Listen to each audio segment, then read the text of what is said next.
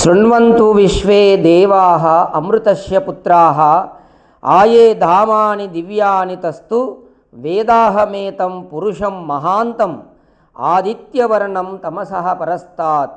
శ్వేతాశ్వతర ఉపనిషత్తు. దివ్యలోక నివాసులైన ఓ అమృతపుత్రులారా, అజ్ఞాన అంధకారానికి ఆవల ప్రకాశించుచున్న ఆ పరంజ్యోతిని దర్శించండి. ఆ పరమపురుషుని కనుగొనుటనే తరించేటటువంటి మార్గము. ఆ పరమపురుషుడు, దివ్యపురుషుడు, పరమాత్మ అజ్ఞాన అంధకారానికి అవతల ఉన్నాడు. ఆ పురుషుని కనుగొనుటనే తరించేటటువంటి మార్గము. ఇంకొక మార్గం లేదు. మనం తరించాలి అంటే, మానవుడు తరించాలంటే పరమపురుషుడైనటువంటి ఆ పరమాత్మను మనం దర్శించడమే మన జీవితానికి తరించేటటువంటి మార్గము. ఇంకొక మార్గం లేదు.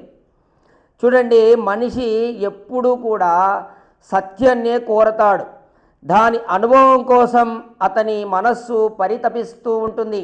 ఎప్పుడు కూడా అతను పరితపిస్తుంటాడు, సత్యం తెలుసుకోవాలి, సత్యం తెలుసుకోవాలని. ఆ సత్యమును దర్శించినప్పుడు అతను ఏదైతే కోరుకున్నది, ఆ సత్యం ఏదైతే అతను దర్శించినాడో, అంతఃకరణంలో ఆ అనుభవాన్ని చవిచూసినప్పుడు సమస్త సంశయములు వీడి సమస్త కర్మలు కూడా నశించుతాయి. అతను ఏదైతే ఆ సత్యస్వరూపుడైన పరమాత్మను దర్శించాడనుకో, అప్పుడు ఇంకా సంశయాలే ఉండవు. ఇంకా అన్ని సంశయాలు వీడిపోతాయి.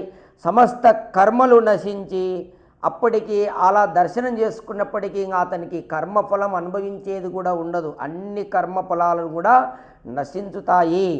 విజ్ఞాన ఆనంద సుఖస్వరూపుడైన ఆ పరమేశ్వరుడు తప్ప అన్యులు అతనికి గోచరించరు. అతను ఇంకా పరమాత్మనే చూస్తుంటాడు తప్ప ఇంకా వేరే అతనికి గోచరం అనేది ఉండదు. అతనికి కంటికి రెండోది కనపడదు. ఆ పరమాత్మనే చూస్తాడు. ఓం.